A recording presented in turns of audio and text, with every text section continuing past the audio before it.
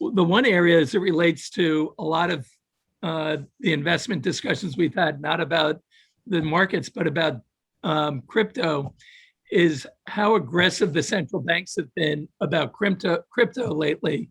You know, article in the Journal today, page 2, Fed Governor Brainerd is, cautioning about crypto. The Bank of England, one of their governors was talking about be prepared to lose all your money. China is very aggressive in curbing crypto and may go after all crypto mining. They're concerned more about outflows, I believe, than they're about the volatility or whether people lose money. I think they're worried about money flowing out of their country. But, you've had that on top of Turkey and India, going against it. Lagarde's been some very negative comments on crypto. I think all these are factors in bringing the price down there. Where it goes, I don't know, and I'm not pro or con crypto. My statements throughout the 59 weeks was, when we talked about it, was I'm concerned that central banks won't allow them crypto to grow where they lose control of their currencies and control their economies because they can't afford it. And I think that's our start of the pushback that you're seeing right now, particularly from India, Turkey, and China. The US is just worried about stability, and I think Europe has worries about both. So I think that's another message that as investors here, we want to pay close attention to, because I think that wave is rising right now. Well, Stephen, we're also seeing some of the sovereign banks issue their own digital currency. The Chinese in particular are experimenting with that. And that digital currency is more than a storage of value. It's used to settle transactions. Yep, but it's a stable currency. And Right. remember, I pointed out they're focused on stability of their economy through their currency, and through all their monetary policy. So the difference of central bank currencies, this gets to the debate, right? The reason I'm in favor of crypto is I think blockchain's the right solution for a lot of things in the world today. But I think as it comes to managing an economy, the central banks and the fiscal regimes cannot lose control, or you'll end up like you see with a lot of the emerging economies when they lose control of their currency, right? So I think that's the difference. So stable currencies versus the way the Bitcoins, and staying away from the governments operate, are in conflict with each other. And I think the governments will win in that fight. Can somebody explain to me what the difference is between a currency and a digital currency and a cryptocurrency? Bill? Sure. I'm embarrassed. All those who want to volunteer step forward. Anyway. If you guys can't answer, I'll call my 28-year-old. Exactly. Now, so if you have a, all right. So you can have sovereign sponsored currencies are simply currencies issued by nation states that at one point in our history were usually backed by an asset or not. Today, I don't believe there's any sovereign currency out there that's backed by an asset such as gold. So it's all what's known as fiat currency. In other words, it exists because it exists, and it says so by the sovereign nation. Sovereign nation, the currency is intimately intertwined with the monetary policy of that nation state. And that's like really important. So that's the, sort of the currency that's out there. Obviously it exists in paper form. It also exists mostly in electronic form as well. Then when you move to something like Bitcoin, which is a non-sovereign currency, it has its own monetary policy, which is stated in the code. And there's only going to be 21 million Bitcoins mined. Last Bitcoin, I think, is like 2132 or 2140, something like that. We know the rate at which Bitcoins are mined, every day. So that's the whole thing is fixed. So you know what's going on. The key thing about it is that it is decentralized, as opposed to every sovereign-backed currency is centralized. So you're bought into. The thing about a sovereign issued digital currency is that it utilizes all the efficiencies that are available through the blockchain technology. So ease of transactions, speed, reduction of frictions, and things like that. But it is still tied to the monetary policy of that country. The other thing is that one of the great advantages about the blockchain or the Bitcoin blockchain is that everything is transparent, and you don't necessarily know who it is, but you can see every single transaction that happens on the blockchain. When you have a sovereign nation that issues a digital currency, which by definition has to be on a blockchain, they also will see every single transaction that happens. And on one hand, that's positive.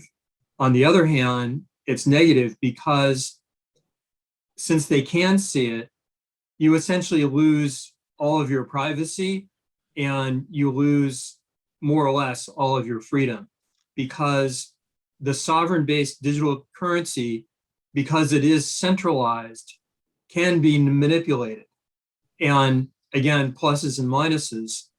One of the great pluses of a sovereign-based digital currency is that they can do stuff that's called like micro monetary policy. So in other words, if they want to encourage, spending in a particular sector or a particular geography, they can just airdrop money into accounts in that sector or in that thing.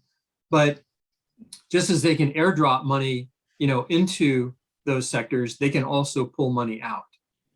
So there's a great danger to buying into a sovereign-based digital currency. Just one other example, recently, China just gave Iran like $400 billion, in terms of a buy, for some stuff. That, if I remember my numbers correctly, that's 1/6 of their GDP.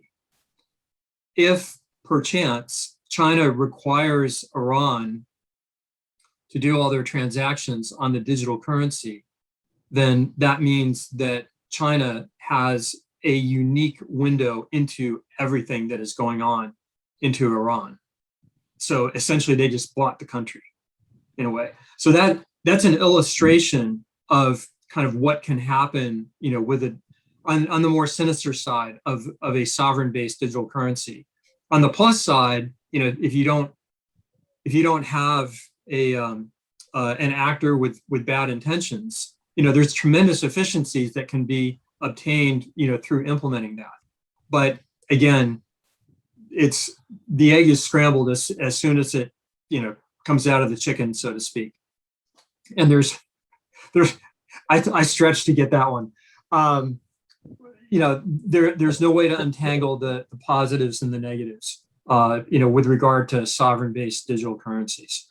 But I frankly, my personal opinion is that I think China's doing it for a control feature. Mhm. I think if the U.S. did it, it would also be some sense of control. But there are a lot of economies and efficiencies that come with a blockchain-based currency that's being reaped in the whole DeFi market right now. And not to go down that rabbit hole, but that's a long answer to your question. But I hope that helps. But would a digital dollar not have to go through the banking system? That's the point. Is that it? Yes. And what's Yes, the digital currency in Venmo? Yeah, the digital current, one logical endpoint of that argument is that the Fed could become the bank, and that's it. You don't need anything else because everything is electronic and everything is 100% digital. So, it's all, they are Federal Reserve notes in digital format. So your commercial banks become redundant. To some degree, yeah. I mean, obviously the transactional nature of just, doing certain businesses is important, but for them as being depository banks, that could go away. And everything then becomes, so what happens to the banking system is that it gets boiled down to its business aspect as opposed to its depository function. And they just become agents, for lending and capital formation and things like that. But Bill, it's hard to lend if you don't have deposits. It's all credits at the from Federal Fed. Reserve. Right. It's all there. It's no longer in Chase. It's no longer in BNY, no longer in JP Morgan. It's all at the Fed.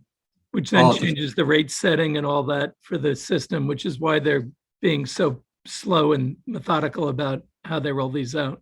Yeah. Because, 99.9% of the people out there have no idea the ramifications of that. You talk to the deep crypto guys, they all understand it, which is part of the reason why, Bitcoin really got started. And there's this whole anarchist, contingent that loves it. It's exactly for that reason, is because they see the independence that you can achieve through a non-sovereign digital-based currency. Yeah, but I mean, I was ranting about this before. I mean, what's going on with the whole arbitrage aspect of it is totally not what the whole thing was supposed to be about. One thing I would slightly differ with you on, Bill, is that in and of itself, the crypto thing isn't, you could say, sacrosanct or immune to some of the same vagrancies that you have in central banking, because, and I don't remember them off the top of my head, but you've already had some instances of the people, for instance, like creating a currency and all kinds of little kind of, games from, starting themselves off with a certain, base of the coin on top of what was going on to just, so in and of itself, crypto, but the whole idea of the blockchain, like you say, and the transparent nature of it, I really think they'll send out armies. You know what I mean? Especially the major, they'll send out armies before they let this, sabotage, what they're doing with their monetary policies. I really think so. Yeah. It's, obviously it's a long way to go. I mean, the sum total of all cryptocurrencies right now is just north of $1 trillion, which, in a monetary based fashion, that's really, it's a lot, but it's not that much. So, yeah. And just to clarify back to your point, which is well taken, there's a big difference between Bitcoin as a truly decentralized currency versus a lot of the ICOs that I think you were referring to, where they are created by some entity, typically as a utility token for either a representative of a good or service that you can use. And yeah, absolutely. A lot of those guys, kept a lot to themselves. And the problem, with altcoins generally is you do have to worry about how many are kept in reserve by the sponsors, because then they can essentially become a market maker and manipulate things. So in those situations, yes, you need to be careful of it. But again, if you have a truly decentralized currency, such as Bitcoin, then that's not an issue, because it's not controlled by anyone. It's defined by the code that created it. What happens when they can't make any more Bitcoin? At that point in time, sort of the price, who knows what the price will be. But Bitcoin itself is divisible by, I think, 1 million units. And each one of those units is called a Satoshi, conveniently enough. And so I think, sort of the way the trajectory would work is that you only have so many coins in circulation, and the value of those coins, will go up and down. I think admittedly, it's going to reach some price at some point in time, and it'll be asymptotic. And so the volatility around that price will probably decrease dramatically as you approach it, whatever that number might be. And so it will be able to act a lot more like a currency, than more of a speculative, store of value asset as it is right now. But at that point in time, it's just, it's a million times, 21 million. So, that's a large number, and it'll continue to transact. But if you happen to hold one Bitcoin, you'll be a very wealthy person, as opposed to the normal course of, again, sort of picturing this out in the future. The normal transaction unit will probably be a Satoshi, otherwise known as a SAT.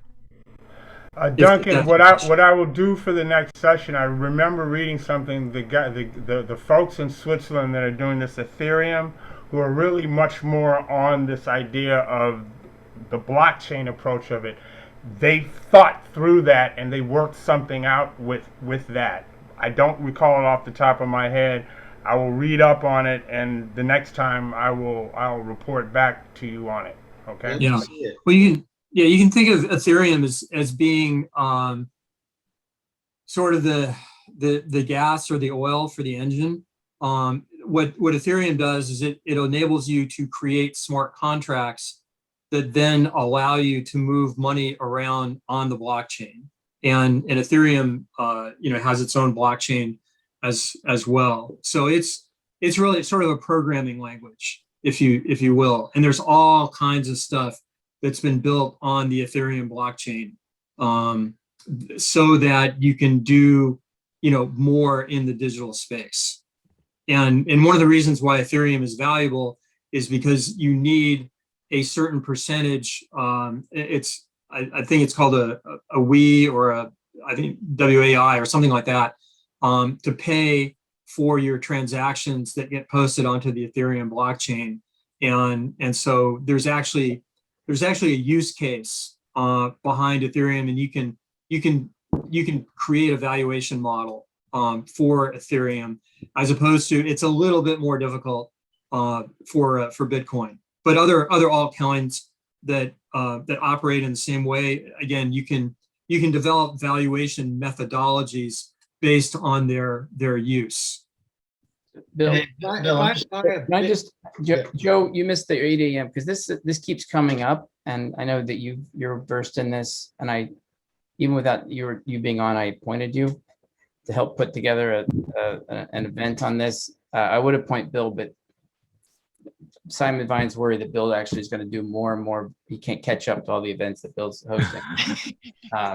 So Hey, I'll cede that honor to Simon anytime. I still have my day job. but there were some families on it, and you and I know there's a lot of families that are active in this, and it's better not to be led by me, who's a crypto skeptic. But let's put it together, or I don't know what Lauren's trying to say there, but let's put it. No, I said me too. I'm a crypto skeptic. Like I say, I think once Bitcoin hit about like 1,500, 2,000. Before then, I was into it. I was a bit into it, but once it started, like I say, once it started becoming a speculative circus. I mean, I know what Zale does. Zale's he's gonna take a feedstock, create a product. He's got to distribute it, right? I get that.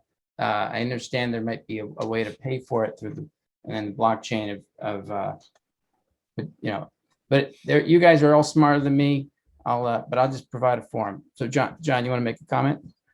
Yeah, I think one of the last comments that I really align with, I've been involved with blockchain since 2015. I worked at KPMG and ran that in finance for them. And I really encourage you all to look at the applications that we built on top of it. This is Internet 3.0. And if you want to take a look at, I think, where to invest your time and resources, the cryptos that's speculation. That's like doing options. That's fine. And if you want to do that, that's great. But if you were to want to talk about building enterprise value and building new applications, look at the Ethereum platform, and look at other, they call them DAOs, so decentralized applications. It's really about, instead of going to an institution to say that my seller is real and my buyer is real, you now have 1 million people validated that. So that's the real value in this. It's the applications that right on top of the blockchain. And that's where I think I'm putting all my resources and energy. I'm building my company off of blockchain. So again, crypto again is for speculation, and that's fine. And everybody should do that if they want. But That's right. That's right. That's where I'm spending my time. Yeah, no, that's a really good point, John. The whole infrastructure side of blockchain is enormous, and I think that people vastly underestimate the impact of potential business process automation that blockchain provides. It is enormous, absolutely enormous. Just think Yeah. about the mortgage process that we go through here and buying a home with the titles, with just flowing your mortgage through the bank, how how this blockchain can actually make that process so much more efficient, but it'll be at the cost of jobs. So I think it's going to be an interesting dynamic to see play out because companies are going to be able to really reduce their headcounts in the process. It'll even decentralize people like Uber, because Uber is not really a sharing economy app. It's really not. It's just like another authority. So think about disrupting groups like Uber and Groupon and things like that. That's what this technology blockchain is really about. And from an accounting standpoint, it's just a fifth ledger, which is the holy grail. So if you look at it from that perspective as an accounting and as a verification method, it really makes it really simple. So that's my 2 cents on it. My last question on this, if I'm on Coinbase or one of these things and I trade a Bitcoin, I'm buying, you know, the 21st century version of gold. If I buy Ethereum, what am I buying? I'm buying a pseudo currency plus a technology process. Really what you're buying in Ethereum, and others who are smarter in this can correct me, it's really the value associated with Ethereum, more or less, is the present value of the use case for Ethereum. Because again, you know, ETH, the coin that you actually buy, people have to use that in order to use the Ethereum blockchain.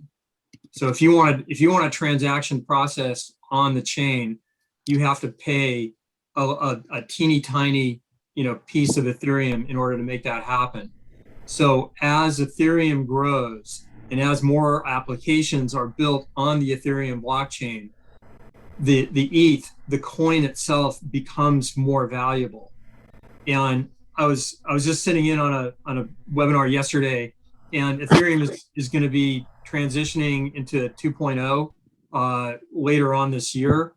And whereas right now, the number of Ethereum, I think, is somewhat unlimited, but when we go to the 2.0, there will be a limitation on Ethereum, which, you know, could potentially make it more valuable. But Duncan, to your question, Ethereum is a different type of an asset than Bitcoin is. Bitcoin is a decentralized currency that people are assigning a store of value to, because essentially it cannot be inflated. By definition, it cannot be inflated. So it serves as a hedge against sovereign-based fiat currencies that can be inflated. And so people are choosing to speculate that Bitcoin will be more valuable in particular in real terms, whereas Ethereum is a use case. It's almost like, you can think about it almost like a company. You know, this is a little machine that does things, and the more people use that machine and build upon it, the more valuable the token is that gives you access to that machine becomes. So that's really, you know, and a lot of other altcoins are you know, essentially the same type of story, you know, to that. Again, Bitcoin is pretty unique amongst all the other coins that are out there. So what's the difference between owning Ethereum and owning Microsoft or some other company? Well, excuse me, Go ahead. Ethereum is like the railroad tracks. So if you think about Rockefeller in the beginning, Ethereum is the railroad tracks that all these smart contracts are going to be set upon, that most of the other coin is set upon. So Ethereum is very unique project and company in itself and coin in itself, because most of the other platforms are built upon and on top of Ethereum. And so Yeah.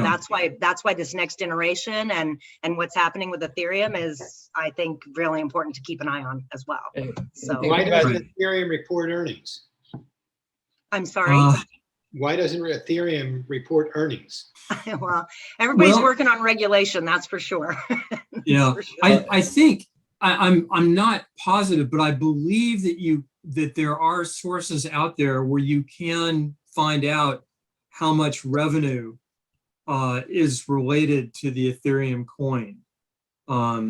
So there is a whole nascent business of coin analytics and with it, chain analytics as well. There are a number of companies that are out there that specialize in providing that type of information. I can't think of the names off the top, but I know that there are at least 3 or 4 right now where you can get stuff like that.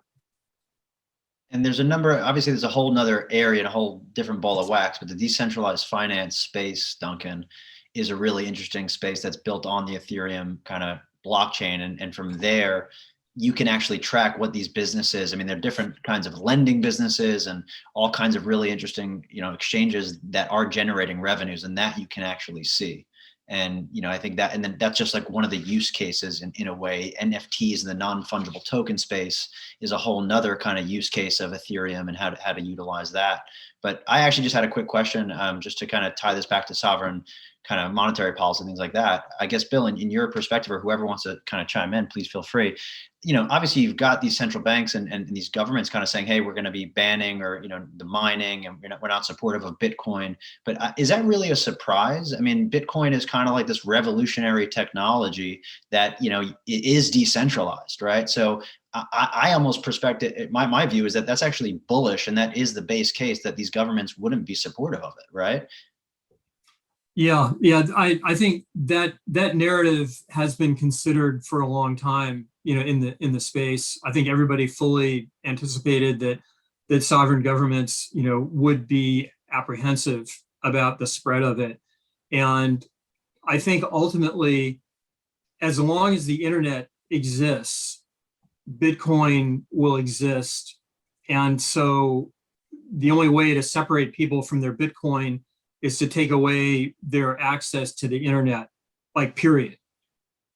So, that would be it. Otherwise, there's no way, Steve and I were having this conversation, earlier last week. There's no way that governments can actually confiscate it, because assuming that you have, your coin in your wallet, there's a public key and a private key.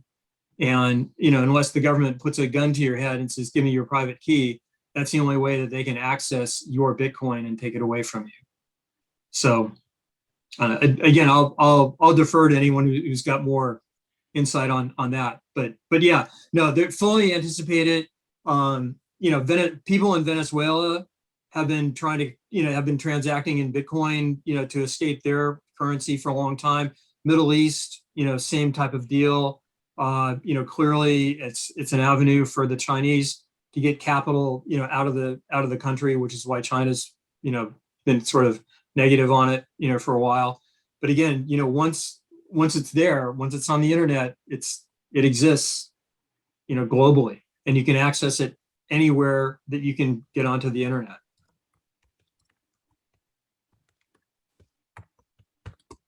So Yeah, I think the issue, Bill, is going to be regulation and reach. And Yeah. some governments have a lot more reach than others. And Yeah. I would argue that the Chinese government might have the broadest reach. And so I think any country that's worried about outflows is going to do whatever they can to try and make it as difficult as possible, including, ways you can't access it in jail and other places, which I think some governments are going to resort to for people. So I think you can go, in principle, in theory, you can go against it, but in practice, the reach might be broader than everyone thinks from governments. Yeah. And kudos to all the skeptics out there. I think you absolutely need to have a raised eyebrow when you go into this thing, because you got to be careful and you really got to understand exactly what it's all about. No, what John is saying resonates with me in terms of, as I say, I just think the whole arbitrage bit is what, for instance, in a little bit, it touches on what Erica was saying. You have, for instance, you have the potential of creating currencies that have real value, just among communities. I mean, literally, you could, for instance, think of like a group of mothers who, all want to share child care duties, right? That literally create a currency that, just the 4 or 5 or 10 of them would use, that, would have actual real value for these women with no thought of its speculative value, right? It's this actually, in a way, you could think about it, it's this idea of an instrument that you can use for transaction where the emphasis is on the use value as opposed to the store value. That's, I think, the potential of blockchain when it comes to, transactions. John? I like to think about it this way. This is our dollar, and a coin that is made, or a chain, it has all the logic written into the dollar. So when I pick up this dollar, I know the rules of the dollar. I know what to do with it. I know how it can be spent. I know where it can't be spent. I know the worth of it. It's all electronically programmed.